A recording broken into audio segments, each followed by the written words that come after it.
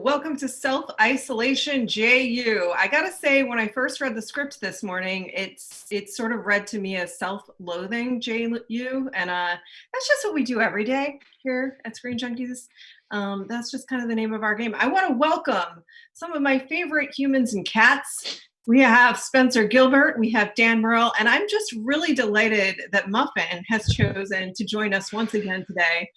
Joe Starr is going to be popping on. He's having a couple of internet issues, but that's just going to add a little texture to this program we're doing for you today, folks. Yep.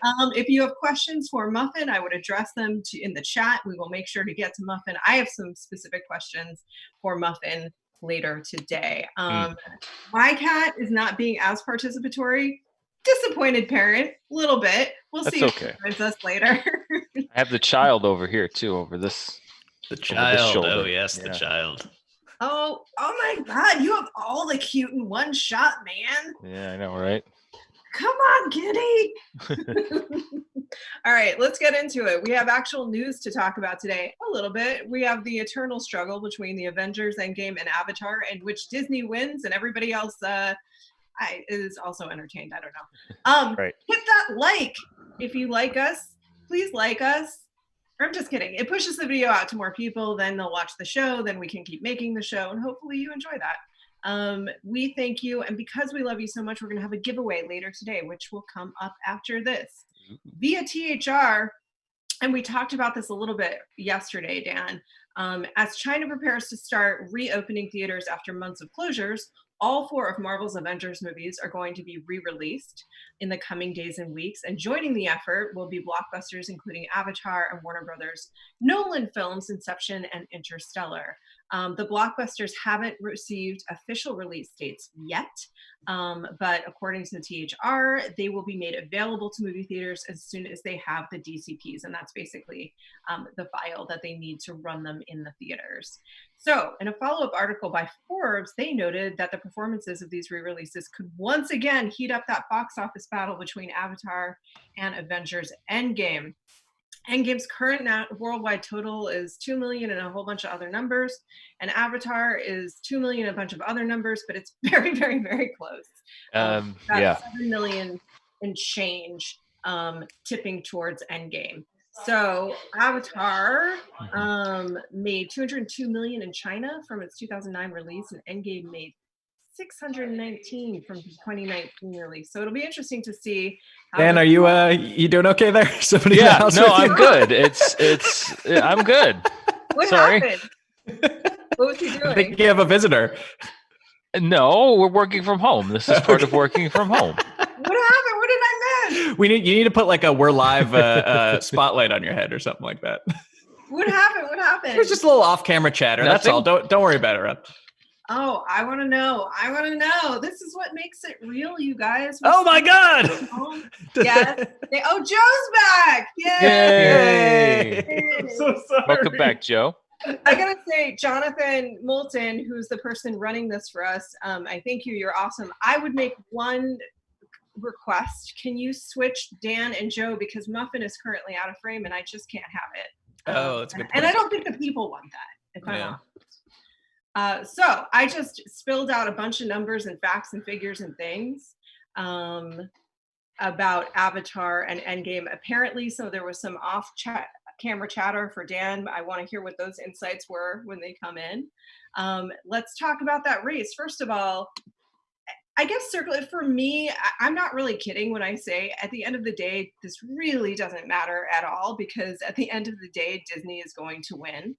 Because they own both those franchises. The only thing that may happen is that I wonder if with the upcoming Avatar films, if there will be any reignited interest in it. There's a whole bunch of young people that were never exposed to it, like a virus previously. Dan, Muffin. Yes. Muffin, what's your take? She doesn't have one, but I've got one. It's well, yeah, as you mentioned, there's about $7 million separating the two of them right now out of $2.7 billion combined, which is nuts. Yeah, it seems like every time we close the segment on charting, it gets reopened. Like we thought we were winding down the countdown to New Mutants, but now it's wound back up, and now we may have to revive the the foot race between Avengers Endgame and Avatar. Do you want to break down the kind of business that Avatar, that Endgame would have to do? I mean, basically, if they're, I don't know the exact dates when they're both going to be hitting theaters, but essentially at this point, barring a further re-release of Avatar anywhere else, it would basically be Avatar would have to out-earn Avengers Endgame by $7 million in the Chinese market to reclaim the highest-grossing film of all time crown, which is really, since they're 10 years apart, it's not really that much of a race because it's Avatar. If you break it down and even the playing field out a little bit more. But yeah, that's pretty much it. They're going to re-release all the Avengers movies and Avatar, and if Avatar makes $7 million more than Endgame, then it's back to number one. So, wait, all I can see is the corner of her, but here she goes. Spencer GIlbert. Oh yeah. Question for you. With less than $8 million, first of all, do you think that you're going to see a lot of other theaters in other countries doing the same thing once they're able to reopen? Do you think that they'll be reopening with huge blockbusters of the past, basically trying to encourage people to get back out? I assume that that's what this effort is about, is just trying to encourage people to get back out and back into theaters, and kind of give that piece of our economy, piece of that economy a jumpstart, which I personally, well, I don't know. I'm all for it from a perspective of it would be great for the economy to jumpstart again once people can go back out. But what are your thoughts and fears? Yeah, I think that's a really sweet idea, especially if theater chains can keep the proceeds for themselves from that, because they will need a shot in the arm after being dark for so many months. It'd be cool if they could even like kind of get free reign of studios' catalogs and kind of put on little film festivals for themselves and like try to cater to whatever market they find themselves in. Some places could do big blockbusters, some places could do retro movies, and whatever the theaters think will bring in the most people. I personally could not care less about the slow plodding foot race between Avatar and Endgame. It's like when, two billionaires are competing over like whose yacht has like the fanciest jacuzzi in it. Whatever, they're both insanely successful movies, and if they trade places, that makes that no big whoop. I guess James Cameron gets another submarine. I mean, if he's using it to help build the underwater biosphere that we will ultimately need to retire to, then I'm for James Cameron getting a new submarine. Starr. A lot of people say no one cares about Avatar. Do you think that this will change our image of that? Well, first of all, how dare all of you be this cynical about the battle between Avatar and Avengers Endgame? It's not about billionaires, and it's not about Disney. It's about the fans. It's about seeing whether or not the Marvel heads or the Avateers will come out of this validated and strong and happy. And that's who this is all about. That's what the $7 million is about, is validation for going back to Pandora, baby.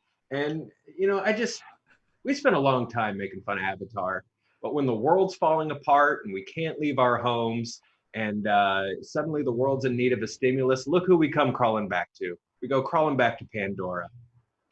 Niche sharper farm. Pandoran means eat my whole ponytail that I use for reproductive activities. Is it? I see you, Joe. I see you. Reproduction, or is it just pleasure based? I was unclear. I mean, that's a real question I have in the lore. They seemed happy. I don't know. That flying thing like screamed when they docked ponytails. Well, nature is aggressive. Yeah. I will say, at the risk of driving the show back onto the rails, that which no one wants at this point. The question regarding other countries, I think that China is in a unique position here because they're the first ones to reopen. The apparatus of the Hollywood studios here isn't necessarily up to doing full-scale launches because everybody's doing what we're doing, which is work from home.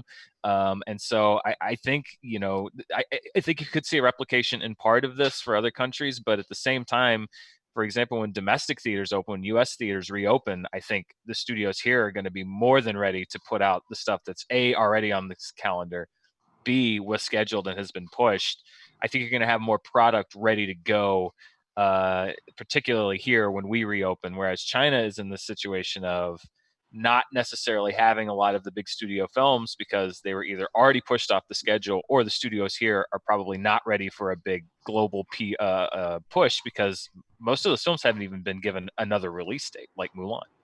Yeah, and I think it would be interesting to see if they start to switch a strategy and release in China early, and basically kind of cascade a release versus over the last several years, most studios have moved to more and more a day and date across the world globally, or at least very close releases globally. And so I wonder if this will change that pattern and move to China first. I don't know.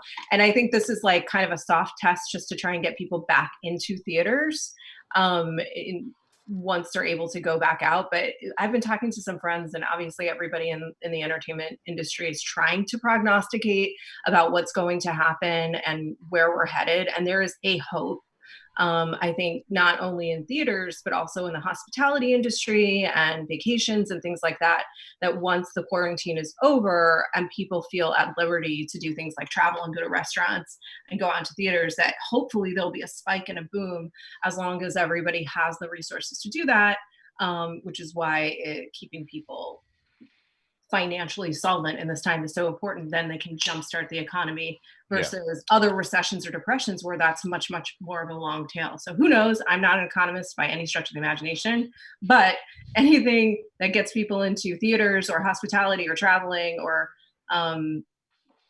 will be a good thing, I think, for the whole world. So I guess what I'm trying to say is Pandora's going to save us, Joe. So F you, man, with the snark. Mm-hmm. Yeah. We can march over the industry and our mechs and our horrible technology and strip mine it for everything it's worth. But at the end of the day, we're going to depend on that wisdom tree or whatever it was called. Home tree. No, we must suck the sweet unobtainium out of the wisdom tree. It was home tree. Giovanni Ribisi. It was home tree. I can't believe I'm doing this because I'm not actually like passionately defending it, but it was home tree, first of all. And second of all, the planet was the protagonist, and we're just so egomaniacal as human beings that we couldn't accept that we were not the most important, interesting character. It reveals more about the viewer than it does about the God damn it!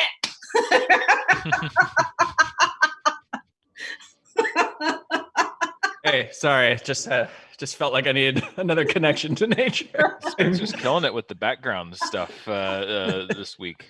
I love it already. It's literally the only other thing in my bedroom is that tree. So don't ask for any more. You guys are ruining my cogent argument that how people perceive Avatar reveals more about them than any. All right, moving on. Moving on. Thank you guys for liking, subscribing, sharing, commenting, hitting that bell. Do we have a sound? No. Okay, that's okay. Because you were hitting those likes, and Joe Starr would like us to be very, very direct and clear about this. We're asking you to like us because we're sad, lonely human beings, but also because when you do, it boosts the algorithms, and then the algorithms, they like the sorcery happens, and then the video is served to more humans, and then more humans. The wisdom tree recommends us to. And we're all connected. Yeah, it's in service of home tree, ultimately. And allowing us to continue to bring you quality freaking programming like this. So let's move on. I want to do a little giveaway. We're going to do a giveaway today. Today we are giving away a gift pack from Laser Party. They specialize in fun horror themed VHS 80s style original artwork and merch. If you follow them on Instagram, it's laserparty_IG. You'll see some familiar faces of people that we love modeling their stuff. So to enter this giveaway, type Laser Party into the chat just once, please, and Ryan will draw a winner. So that's 2 words, laser, Laser, and then party, man. We are trying to support friends and people that we know that are creators because it's important to support each other right now. It's important to offer hacks for getting through the isolation with your friends. Like you can play games online. Joe was telling me yesterday that a place that we like in Burbank called Geeky Teas. It's great. It's awesome. We know a lot of people that do work there. They're delivering board games to people. And they cosplay as a character from the board game. So what I'm going to do is I have some friends that were set to open up a business on the 25th and they're not going to be able to do it. And it was going to be rad. It was like a horror themed, monster themed bar in our neighborhood called Dirk's Halloween Terror Tavern. I think I got that wrong. Dirk's Terror Tavern. There we go. Anyway, so I'm going to order a Doctor Who game from Geeky Teas and have it sent to them and have one sent to us. And then we're going to play with them online. And that's a way to both support a local business and amuse myself. So that's just one quarantine hack. There's a bunch of others. I know that some people, whatever you can do also at this time, maybe it's just being nice to a neighbor or, donating here and there. There's a great organization called No Kid Hungry. That's seeing that kids that are in need get some food and families get support at this time. So there's lots of things to do to sort of help support and be a part of Project Community at this time and do whatever you can do. And if you need help, reach out to folks. So those are my thoughts on that. Do you guys have other quarantine hacks? I'm tomorrow night, I'm going to explore the weird world of virtual stand-up. I'm going to do a stand-up show on Zoom. I don't know how that works, but like everyone's trying to adapt. It's like Geeky Tea's a buddy of mine I grew up with does event promotion, and he can't now, so he's doing virtual events, and I'm going to do a stand-up show into a webcam. I don't know how that works, but yeah, can you hear the laughter? How does that?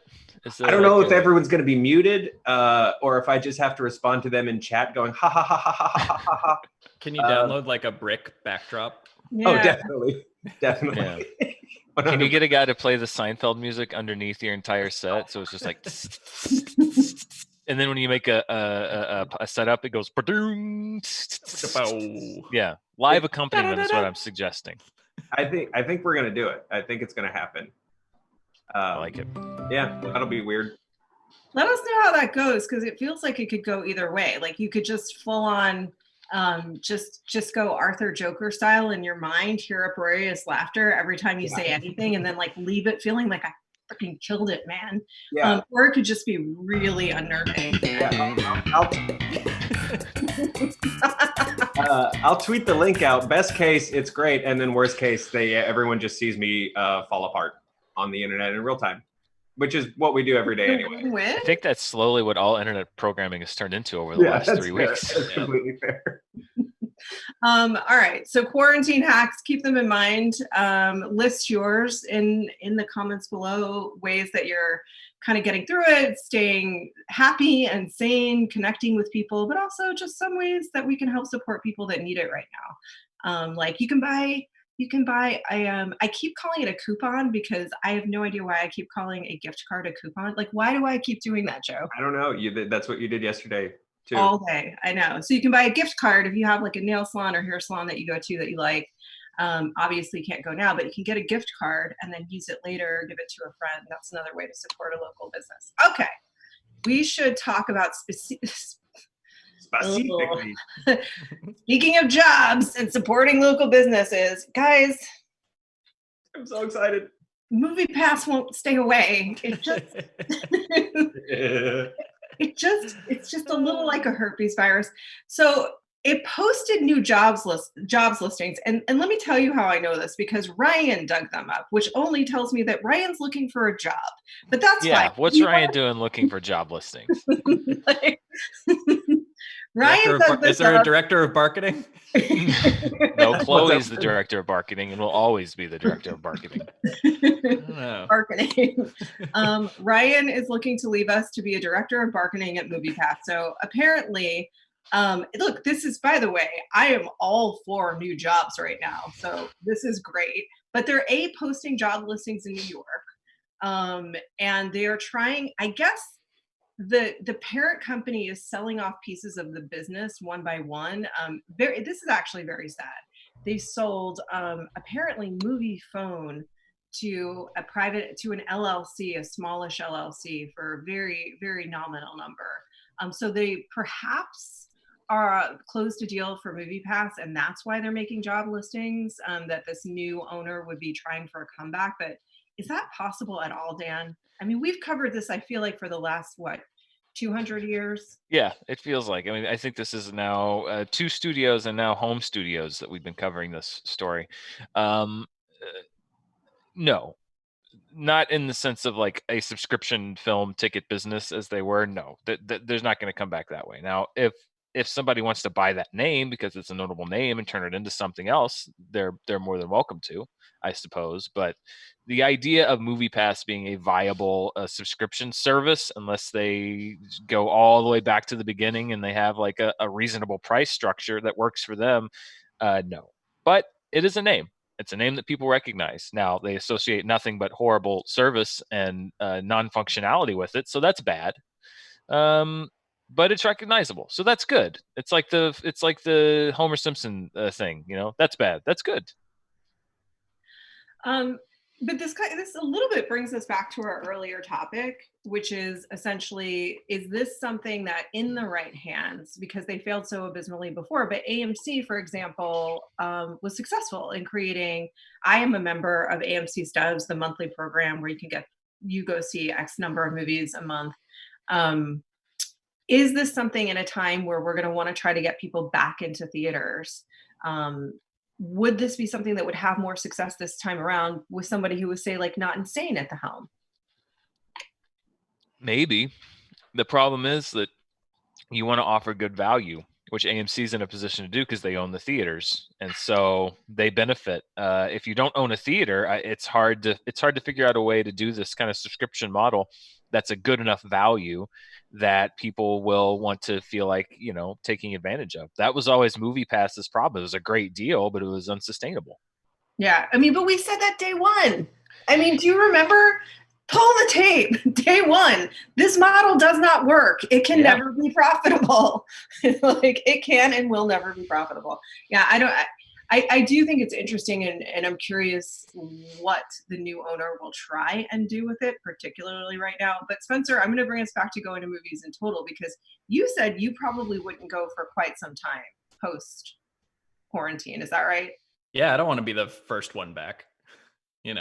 I give it a few months, and I don't think that something like MoviePass will ever be back in anyone's good graces. And I don't think that movie going will be the same until, I don't know, after this year. So if they're planning on making a summer comeback with the movie industry, I just don't see it happening that soon. And which brings us back to the original thought about how they were going to release movies both here and in China. I wonder if some studios would be fairly reticent to put tentpole movies back on so quickly. Like, I wonder if they would want to give it a window of time and see if people are more comfortable going back and kind of testing with the waters with old films and anniversary films and things like that. I think it's a risk. I think there's one of two scenarios, and they're equally likely. You have the Spencers, who will say, like, I know that they say that the theaters should be open, but I still have concerns. I don't want to be on the front line. This has been a very unpredictable situation. And then you have other folks, and I've seen a lot of them who say, I can't wait to get back out there. I can't wait to go to the movies again. I can't wait to see, streaming service isn't the same. And so the question is, which one is there going to be more of? And you can't know that. But I think that there are potentially huge rewards to being the first one back, potentially, because if more people are ready to go out and see a movie, then you could have an Alice in Wonderland situation where that movie made $1 billion largely because Avatar came out, and then that came out shortly thereafter and was, I think, the first big 3D movie, and everybody went to see it. Conversely, there's a lot of risk. If you're the first movie back and no one wants to go back to the theaters, then you've gambled and lost. So it's risky. It's high risk, high reward, I think. Yeah, that's kind of my take too. And I also wonder, just broadly speaking, how some of the impacts of this quarantine and this virus will last in surprising ways. And we talked about this a little bit yesterday. I think some of the ways that I am connecting with people virtually and playing games virtually and having virtual dinners, suddenly you can do that. The barrier of entry is the same in New York as it is in Culver City. And so I wonder if some people will just realize that that's just a way to connect with people. And if there are services that are supporting that they continue to boom, because you realize I'm just as likely to be able to have dinner with my family in New York on a Friday night as anybody else here locally. I just have so many questions about like where people should be investing their businesses at this time. Joe Starr, answer that and say something funny. It'll be practice for your routine. Well, I have no intention of ever seeing any of you in person ever again. I live in this area.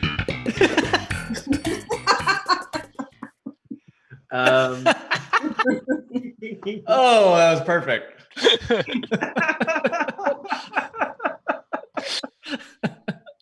So at the start of this, I said to Jonathan, man, let your creativity go. Please be weird. Thank you. What's the deal with these quarantine dinners? You just got jerried so hard. So good. Oh my God. Yeah. All right.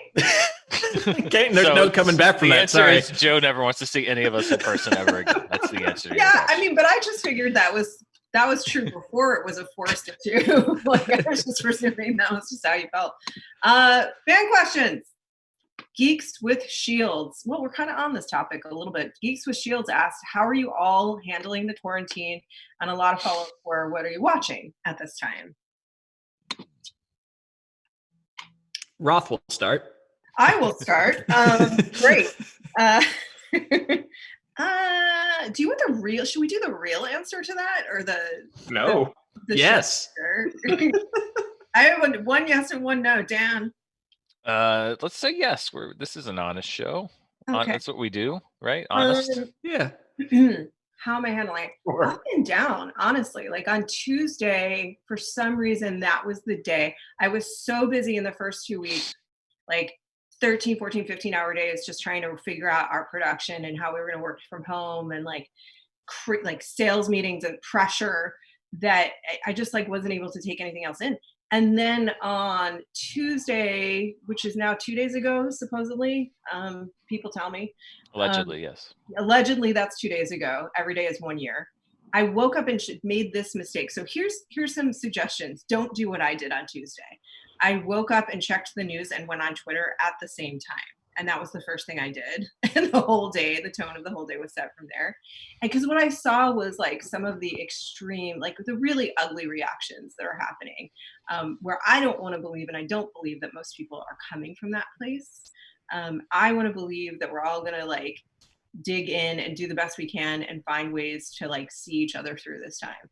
When it did not look like that to me in the news and online, I had a really bad day. But I felt better the next day when I didn't look at the news. So I'm not saying don't be informed. I'm saying have a partner like I do who can tell me when I need to pay attention. He basically reads the news for me. And then I'll go in and check in as I feel able to do that. Which is, take that as you will. I think that there's probably lots of reasons to have boundaries on social media right now and boundaries on what you're paying attention to. Like we pay attention to the CDC. And we really are not paying attention to anything else that people are saying, because it's a lot of fear and a lot of panic and a lot of like meanness out there. This is not what anybody was looking for. I also watched The Invisible Man and The Hunt. They were pretty good. Spencer? Yeah. What was the question? How are you handling the quarantine and what are you watching? Oh, Who's just your fine. daddy and what does he do? Who's your daddy and what does he do? Well, speaking of daddy, it's easier, I guess, / harder when you're chasing a 1-year-old around the house all day.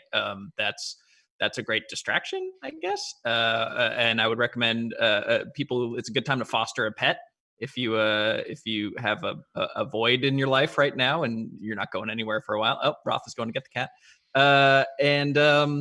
God, yeah, between that and so gratefully having a lot of work to do, it doesn't feel that different, except I just never leave my room.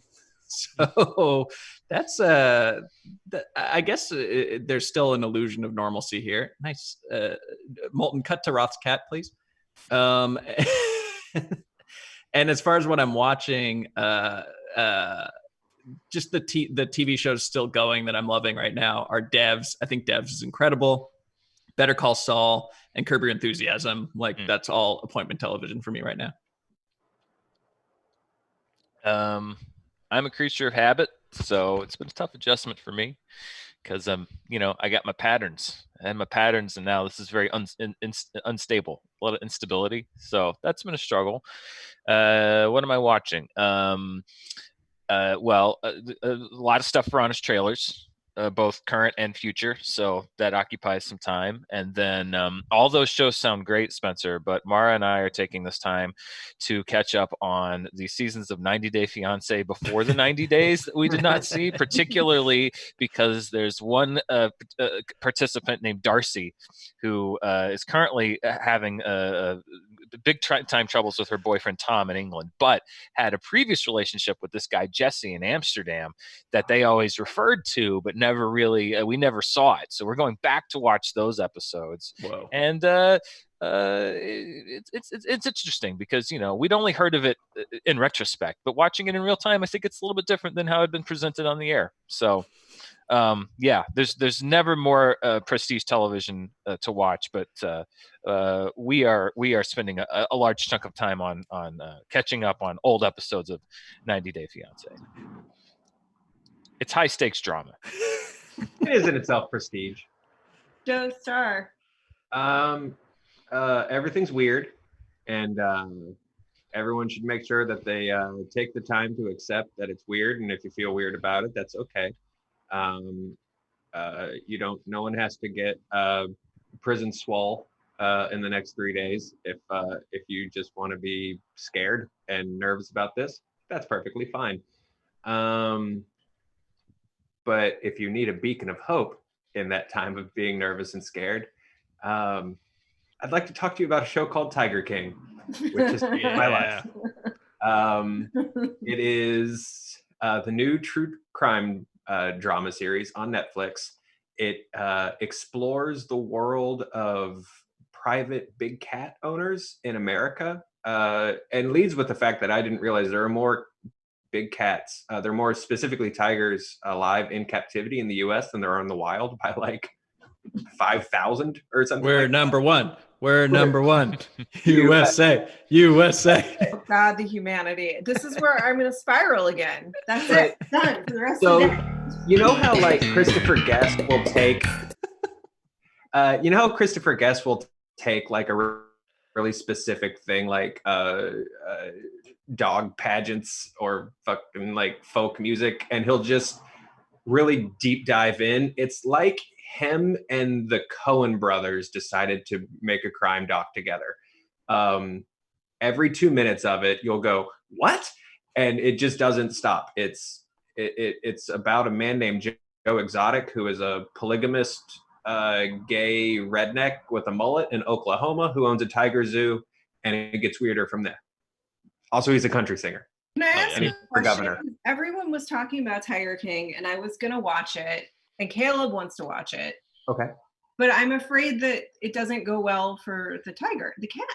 I mean, aside from the tigers being in captivity and like clearly not happy, like there's no outright, like you don't see any animal abuse or anything like that. It's not like Don't F With Cats on Netflix, which really skirted the edge of showing some like really like upsetting things that you might want to fast forward through.